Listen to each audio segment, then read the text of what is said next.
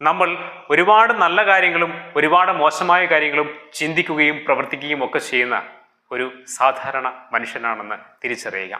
എന്നാൽ നമ്മുടെ നല്ലതും ചീത്തയും എന്താണ് എന്ന് സ്വയം തിരിച്ചറിയുന്നിടത്താണ് ഒരു മനുഷ്യന് മികച്ച ഒരു വ്യക്തിത്വം രൂപപ്പെടുത്താനുള്ള അവസരം ഉണ്ടാവുന്നത്.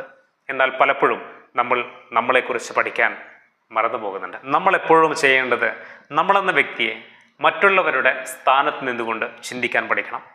നമ്മൾ സാധാരണ നമ്മളെക്കുറിച്ച് നോർമലായിട്ട് വിലയിരുത്തുന്ന ഒരാളാണ്. ഞാൻ കുഴപ്പമില്ല, എൻ്റെ ചിന്തകളൊക്കെ കുറച്ചുകൂടി ബെറ്ററാണ്, നല്ലതേ ഞാൻ ആഗ്രഹിക്കുന്നുള്ളൂ, നല്ലതേ ചിന്തിക്കുന്നുള്ളൂ എന്നൊക്കെ നോർമൽ ബേസിൽ ചിന്തിച്ച് കടന്നു പോകുന്നവരാണ് നമ്മളൊക്കെ. അങ്ങനെ നോർമൽ ബേസിൽ ചിന്തിച്ചത് കൊണ്ട് മാത്രം നമ്മളെന്ന വ്യക്തിയെ പൂർണ്ണമായിട്ട് നമുക്കൊരിക്കലും മനസ്സിലാക്കാനാവില്ല. കാരണം നമ്മുടെ നല്ല കാര്യങ്ങൾ മാത്രം ചിന്തിച്ചിട്ട് കാര്യമുണ്ടോ? നമുക്ക് കുറേ മോശമായിട്ടുള്ള കാര്യങ്ങളും കൂടിയുണ്ട്, നെഗറ്റീവായിട്ടുള്ള കുറേ കാര്യങ്ങൾ കൂടിയുണ്ട്. എല്ലാം തികഞ്ഞ ആരും തന്നെ ഇല്ല എന്ന് തിരിച്ചറിയുക തന്നെയാണ് ഏറ്റവും വലിയ അറിവ്.